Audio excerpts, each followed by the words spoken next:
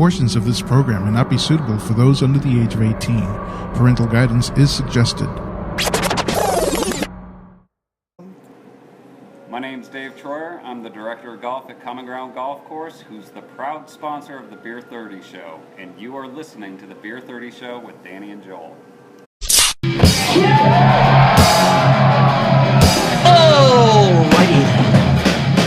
Beer30 is when you walk into a bar or a VFW, and in that 30 seconds, you can already tell. That guy right there is drunk, that guy's an idiot, and that guy down there knows it all.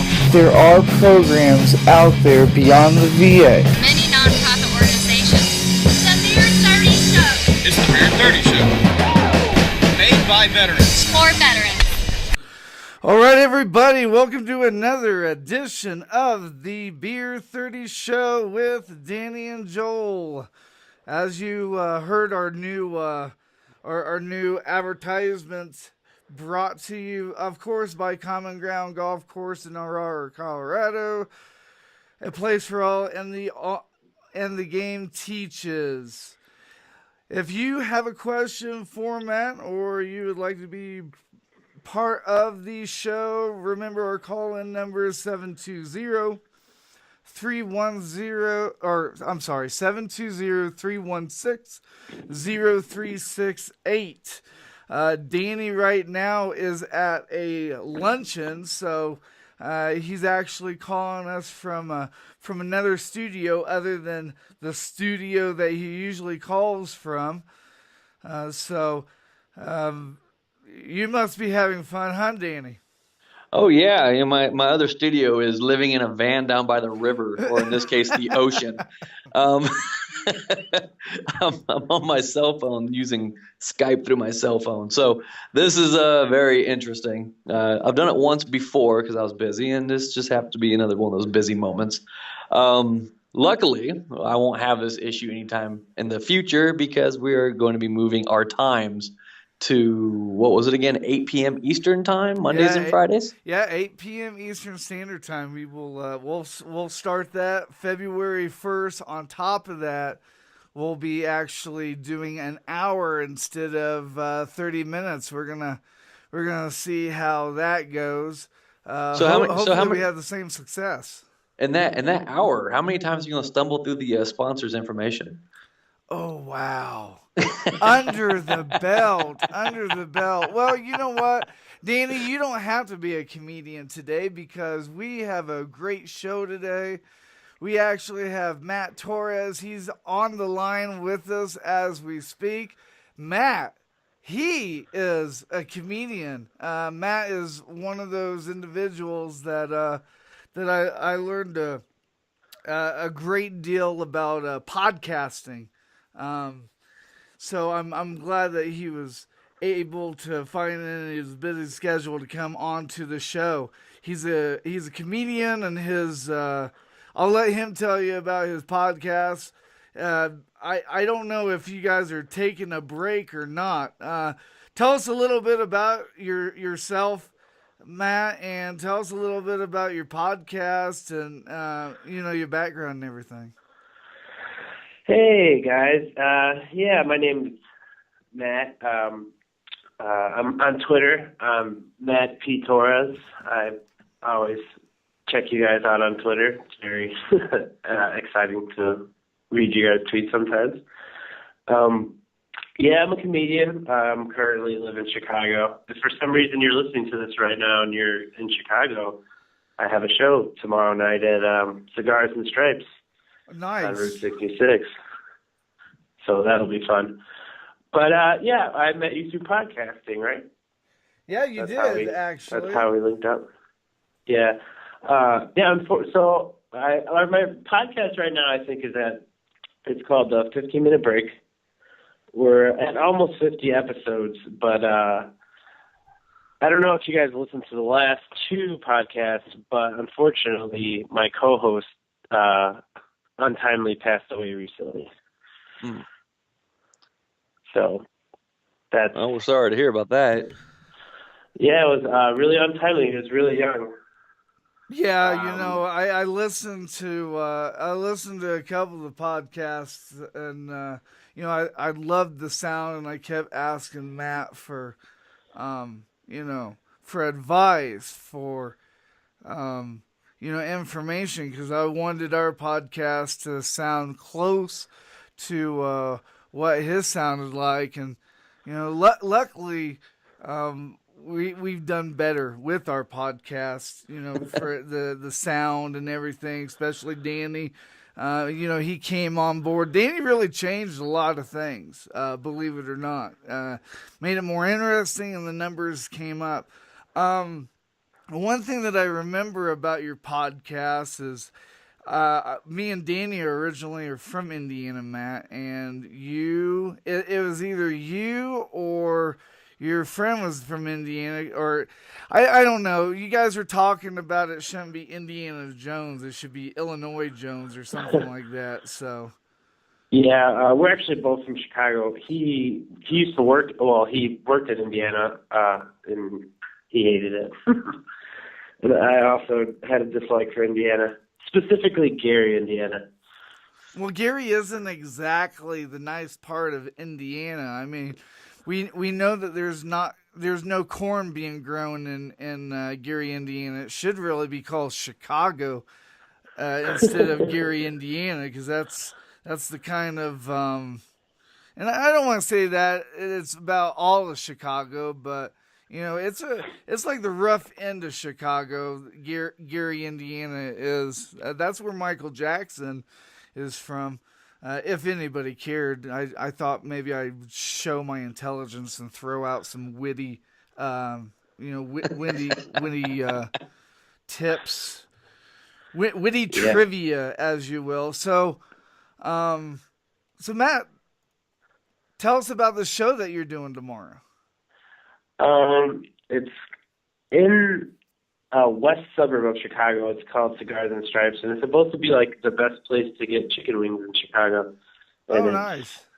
At 10 o'clock, if you just look up Cigars and Stripes online, it's a very weird place. It was actually on the news recently because they had some huge scandal there where the women's bathroom has a two-way mirror in it. Oh, nice. Yeah, I think Joel had a plan in creating that. Yeah. So two-way mirrors in bathrooms can get you in big trouble. So Matt, come on, give us a taste of what you're doing tomorrow. This is your time to sell yourself. We got people listening, of course, from Chicago and other areas. I'm sure they would love to hear a taste of your stand-up. Give us some. Oh man, that's really hard on the spot to just out of context tell some jokes. But well, Matt, Joel's just said that you sell yourself. It's no wonder we're going broke with Joel talking all the time. Oh wow! Like I said, we got a comedian on the line. We don't need comments from the peanut gallery. Hey, like Matt said, it comes naturally sometimes, and it's hard to be right on the spot, man. Yeah, I just mostly talk about just my life. Actually, for you guys, I talk a lot about when I was in the military and stuff. I talk about how I'm fat now that I've gotten out, and I think that happens to everybody. Yeah, I'm pretty sure. There's some of those freaks where they just stay skinny no matter what they do, but for the most of us, we get a little heftier when we get out. And I just talk about it's the worst meeting people that only knew me when I was in the Marines, and then meeting people now because that's the first thing they talk about is how fat I got. I hate all the advice on how to lose weight. Yeah, I can relate to you on that one. I know how to lose weight. Eat less, do more. It's the losing weight part that's the hard part. Well, I think it's mainly because of the freedoms we get when we get out. We actually get a choice on what we want to do. So we're like, food. Yeah, no PT. Yeah, that's do whatever you want. Yeah, definitely. So Matt was a Marine. Somebody's got to do the job. Yeah, tell us a little bit about that. I was a radio operator. I never. You guys know what a radio operator is? I'm pretty sure.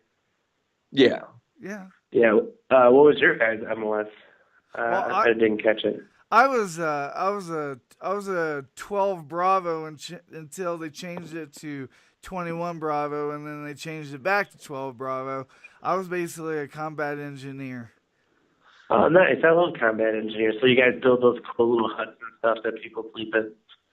Yeah, I would call those actually 12 Charlies, because those are the construction people. My job, we basically did the, concertina wire and made those. Man, I can't believe it's been that long. I forget what it's called. Tesco barriers?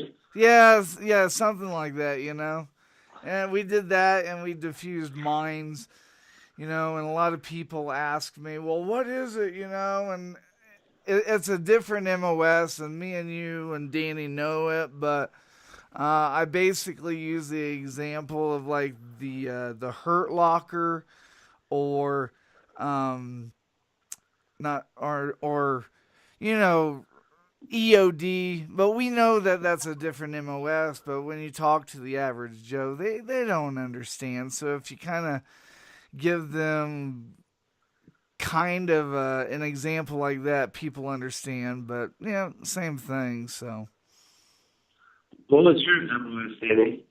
Well, in the Navy, we don't have MOS. We have rates, but I was a Master at Arms, which is basically the same thing as military police. Oh, wow. So, yeah, I got to carry around handcuffs. Women loved it. Joel sometimes liked it. Oh, wow. Wow. He was more interested in the nightstick. But Oh, I'm going to be throwing lots of blows at it, Joel. I guess so. Well, hey, we're running out of time. Matt, I really appreciate you coming on. And do you have a website? anytime. You guys are great. Do you have a website you'd like to share, or like the location where you're performing tomorrow? Give everybody If you guys are in Chicagoland area, I'll be at Cigars and Stripes tomorrow at 10 o'clock. And if you're on Twitter at Matt P. Torres, and if you want to hear my podcast, a 15-minute break. But you're already listening to this podcast, so you already got a great podcast to listen to. So there you go. All right, Matt, we really appreciate it, brother, and we will chat with you another time. I hope you crush it tomorrow. All right, thanks, guys. I really appreciate you guys having me on. No problem. We'll talk to you soon. Thank you, Matt. Bye. All right, see you. Bye. Everybody, that was Matt Torres, comedian, fellow podcaster. So, Danny. Yes. I kind of got him on the spot. He kind of felt a little. I felt that he felt a little uncomfortable, so I wasn't too pressing too much. But he's a pretty funny guy. If you've ever listened to his podcast, if you haven't, I strongly encourage everybody to listen to the podcast. If you can make it out to the show, tomorrow, make it out. How's the luncheon going, man? Well, I don't know because I'm not in it. Well, but yeah, from what I understand, I mean, the wife and the kids are in there right now, knocking heads with the upper chain of command. It's actually quite kind of nice for my wife because from the command she just came from to the one she's at now, it is a huge step up. She's loving it a lot more here, and she feels like she can accomplish more here. People actually know what they're talking about. Every command in the military is a little bit different. I'm sure you've been there, and I've been there. Some commands just people don't know what they're talking about, and other commands people know what they're talking about. There's either a command can either hurt you or make you. So this seems like one of those commands where she's going to be able to make rank and do really well for herself. So I talked to her. Actually, I called her earlier today because I went to my school to get some paperwork. And actually, one of the guys in the school was an army veteran, and he did the exact same job you did. Oh, nice. Okay. Yeah, and he's got TBI, and he's got a PTSD. And to make my theory about the Bronco fans even better, Oh, he's a wow. Bronco Don't fan even. too. Wow. So it actually worked out because he used to be a Green Bay fan, so my joke is still relevant. Um, just saying that anybody who wants to be a Bronco fan has to have a mental disability. Oh, So wow. so it worked out great. I told him, he laughed about it as well. You know, it was great. They all know about our show, and they're actually really interested in it, and they're excited for me to be in the class so I can tell them who's coming up next. But anyway, when I was there and I got the paperwork, I called my wife's command up, and the first time any of her command ever did this, and I was very impressed with it because this is what I used to do also. To be a proper leader, you always got to worry about your people, right, and what's going on with them. Right. Her senior chief answered the phone, and I told I was looking for my wife, and he's like, "Oh, who may I ask who's calling?" I was like, "Yeah, this is her husband." He's like, "Oh, is everything okay?" And for the first time, I was like, I like her chain of command because it's not often you get an upper chain of command person making sure that everything is okay on the home front from a spouse while they're calling, and that to me shows where their values are and saying that, hey, family is important to us. And that's how I felt about it. And like I said, you don't hear that. Right. No, that's that's one of the crappy things about the military is they don't really cater to the family. I mean, they're doing better, but they really don't cater to the family, like they should. Oh, yeah. I think that there would be less divorces or less domestic violence or less. I know it isn't really a word, Danny, so don't give me crap about it, but less domestic feelings, especially downrange. Oh, yeah. I think if the military cared more about the FRG, with everybody knows Family Readiness Group, but I think if they spent more time on that, soldiers, Marines, seamen, everybody I think would have a lot easier chance overseas, but they don't. I'm only saying that, Danny, because I remember when I went over to Iraq, my third time, my ex-wife that I had, she made it extremely hard during my deployment, to the point where, on top of being deployed, you kind of wondering when you're gonna die because every day is like Groundhog's Day. Mm-hmm. It's the same thing over and over again, and you don't know when you're coming home, and I think that plays a part on your mental stability when you don't know what's going on. Yeah, you don't know what's going to happen one moment to the next. Exactly. So, yeah, definitely, I understand. Yeah, and I think it would have been better if the group that I was a part of, if they had a contingency plan to help the soldiers and stuff. Which, I mean, yeah, it was a terrible marriage, but I don't even have to go into that. I want everybody to know, though, that is a great accomplishment if she found a group that really cares about the soldiers, not only when they deploy, but here on garrison as well. Oh, yeah. I mean, like I said, I was thoroughly impressed with her chain of command just by that short 30-second conversation with her senior chief. I was really impressed with it. So, made me feel good about this chain of command. It even made me feel better about meeting them today, because they're having us come out to meet them. So I thought that was pretty cool. And anyway, so that's what I'm doing now. I'm sitting here doing the podcast with us right now in a van by the ocean. Right. Yeah. So I wasn't lying about that aspect of it. So you're actually the timekeeper today, Joel. So you have to keep an eye on the time because I don't know. I can't see on my phone. Oh, well, Uh, I know, I know. Well, I will tell you right now that we don't have that much longer. We got about maybe 10 minutes, and that 10 minutes I was going to ask you, since we don't know we don't know what's going to happen next week to Sunday. I forget what time it is or what channel it is. Maybe you know, but we've got the Pro Bowl coming. And uh-huh. then a week from the Pro Bowl coming, I will be going to the Super Bowl in reflection of the Beer 30 show. So I'll bring some live coverage to that as well. But what are your thinkings about this Carolina and Broncos Super Bowl that's coming up? Honestly, I don't know why, but I think the Broncos are going to take it. I don't know why I feel that way. I just do. But then again, I've been wrong every game almost, so it could be completely opposite because, whenever I pick a team to win, it doesn't necessarily win. So Right. so most likely the Panthers are going to win because I said that.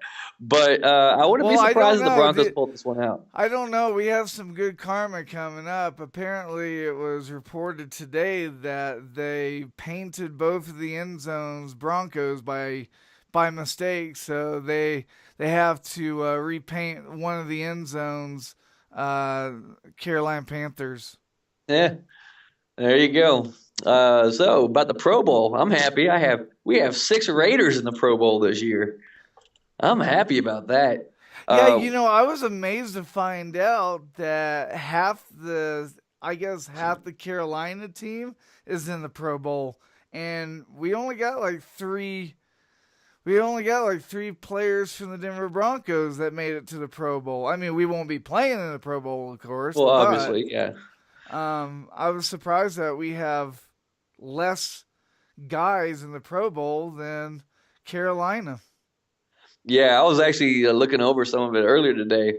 Latavius Murray got picked for, I think, Team Irving, and then the rest of the Raiders on Team Rice. So they were doing a little smack talking. It was kind of funny to look at their Twitters, talking about Latavius Murray to Khalil Mack and all that kind of stuff. But here was some interesting information I read yesterday is that none of the Patriot players that were selected to the Pro Bowl are going. Yes, I read that as well. I mean, now, how do you feel about that, though? I mean, I've seen a lot of mixed reviews on comments on all that. A lot of the Patriot player fans want to watch them play in the Pro Bowl, but they don't want to play. I don't know if it's because they're sore losers or. I think that's exactly what it is. That's what I was getting ready to say. When you mention anything about the Broncos going to the Super Bowl, instead of the Patriot fans being happy about the Broncos or South Carolina or Carolina Panthers being in the Super Bowl, I mean, they sound really bitter, and I said something. Adam Schefter tweeted out something yesterday, and somebody tweeted something, and I'm like, dude, you sound bitter. And he writes to me, and he's like, well, I'm just telling it how it is. It's going to be a blowout because you guys don't deserve it. I'm like, I'm not telling you who's going to win. I can tell you right now that my heart says one thing and my mind says the other. And as a Bronco fan, everybody should know what my heart wants to say. But as an analysis, I'll tell you the same thing everybody else is saying, that they believe that, the Carolina Panthers will win. And, that's what I'll say. But I told him, I'm like, what happened the last time the number one defense went against the number one offense? It wasn't a pretty picture.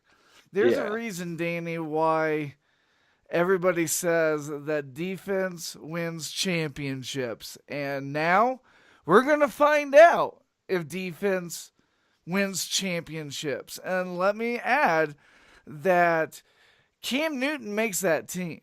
If Cam Newton goes down, that's it. Well, Oh yeah, I definitely. don't need to remind everybody that Andrew Luck, he didn't play the rest of the season after he played our defense because of a lacerated kidney.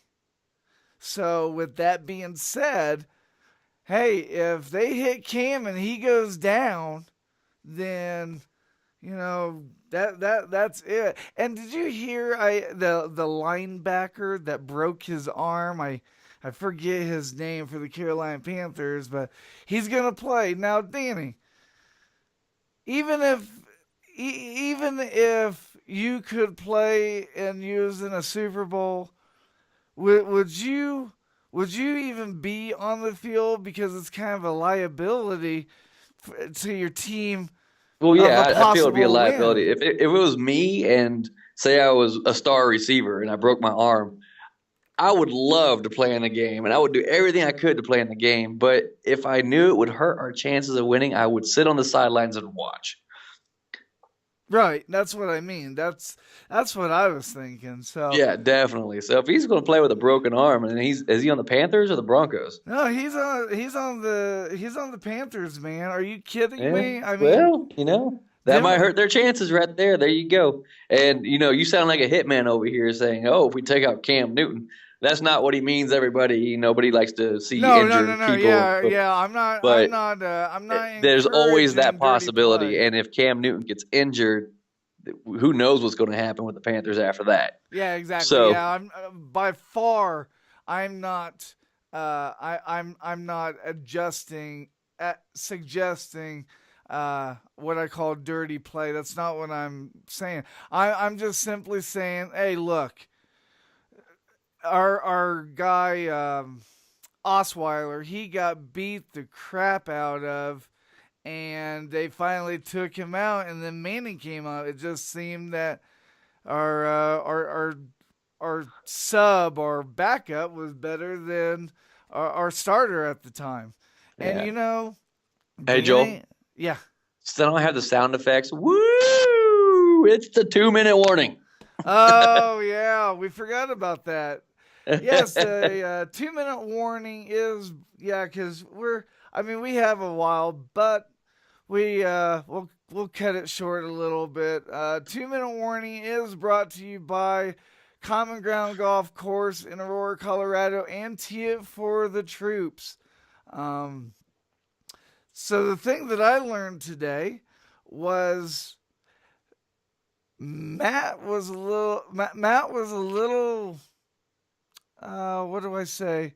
Uncomfortable. He wasn't as spoken as I thought he would be. Some people just aren't outspoken crazily. I'm pretty outspoken for the most part. But yeah, I mean he's funny. Well, yeah, I'm sure he's funny, but you put up somebody on a spot like that, it's kind of like, what do I say?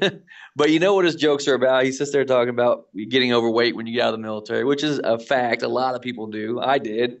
You did. Right. And granted, we're trying to work on that. But yeah, you always get doctors telling you all the time you need to lose weight, and they'd say that your injury is because of your weight, and that's not exactly more. For me. My weight is because of my injury. Right. It doesn't really help that I've been gaining weight. I've gotten one of these cool little Fitbits, and I've been challenging people daily, and I've actually been losing weight, so that's been nice. Gives me a little competitive aspect, but yeah. So that's one of the issues. So yeah, it could be just that he was uncomfortable about the spot. And it's funny that you bring that up too, Danny, because when people wonder why people get heavy after they get married, well, you kind of let yourself go after you get married. At least, well, yeah, you don't have to impress anybody anymore. Yeah, somewhat. So it's like, okay, I quit. I got this one. We're good. Right. Oh man, yeah, it's about how it is. And then if you do work out, in your first year of marriage, your wife cooks you a meal, and it's right before your workout. You're like, oh, but I need to go work out, but I don't want to make her upset, so let me go ahead and eat this food. And by the time you're done, you're like, yeah, I think I'll just skip working out today. Right. And then it happens for like 2 years straight, and you're like, well, I gained 60 pounds. Right. Exactly. It But, just happens that way, man. So, But hey, we will we'll let you get back to your luncheon, and we hope we thank everybody for listening. We're gonna go ahead and let it go for today. And Monday we talk to. It looks like Monday we talk to Real American Heroes. It's a nonprofit, and we won't even talk about the nonprofit scandal that's been hitting the news here lately about a certain nonprofit. We're not going to mention names, but that is the reason why me and Danny are here, is so that we can investigate and we can tell you the good nonprofits that you can donate and let veterans know that there are programs beyond the VA. So with that being said, Danny, you have a great luncheon. And everybody that is tuning in, make sure that you stay tuned for more hits on the NBR Radio Network. And yeah. all right, Until Joe. next time, have a great weekend, everybody. Goodbye, everybody. Bye-bye. And now, a message from your radio station. We just like to say that any connection between your mother and us is purely Facebook related. NBR Radio.